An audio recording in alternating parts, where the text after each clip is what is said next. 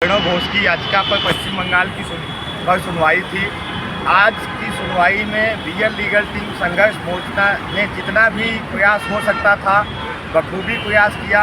हम और हमारी टीम 2 दिन से हम लोग दिल्ली रुके हुए थे। बीएल लीगल टीम संघर्ष मोर्चा की तरफ से जय सिंह यादव, अखिलेश शुक्ला, त्रिलोकी राज और अमित भटनागर के साथ हमारे जो है पाठक जी यहाँ पे दिल्ली में रुके थे। साथियों, हम लोग परसों आए थे और जो भी आप लोगों की तरफ से सहयोग हुआ है उसमें कल शाम को अभिषेक मनु सिंघवी जी को फाइनल किया गया था।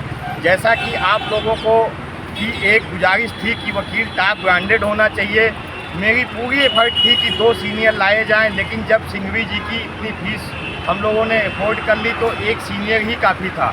आज जो कोर्ट की सुनवाई हुई है आप लोगों ने लाइव के माध्यम से भी सुना होगा। प्रणव घोष की याचिका पर माननीय जज साहब ने स्पष्ट कह दिया है कि सिंघवी सर से कह रहे थे कि आप चयनित के खिलाफ कोई याचिका फाइल नहीं है, अगर आपको इस पर सुनवाई करना है तो आप चयनित की तरफ से याचिका लाएं। चयनित की तरफ से याचिका जब है ही नहीं तो इसलिए उन्होंने चयनित के खिलाफ कोई भी जजमेंट देने के लिए मना कर दिया और प्रणव घोष की याचिका को डिसमिस एज विड्रा के लिए बोला है और जो भी आर्डर होगा आप लोगों के सामने समक्ष प्रस्तुत किया जाएगा।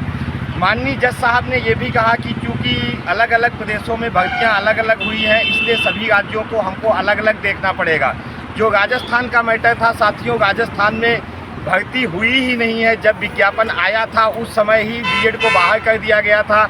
हमारे सिंघवी साहब ने स्पष्ट जज साहब से स्पष्ट कहा कि जैसे उन्होंने नाम लिया पश्चिम बंगाल हुआ, उत्तर प्रदेश हुआ, राजस्थान, बिहार हुआ, मध्य प्रदेश हुआ और राज्यों में भी उन्होंने कहा कि 5-6 राज्यों में भर्तियां हो चुकी हैं और यहां से 2010 के बाद लाखों लोग प्रभावित हो चुके हैं। इसलिए जज साहब ने चयनितों पे कुछ भी बोलने से मना कर दिया।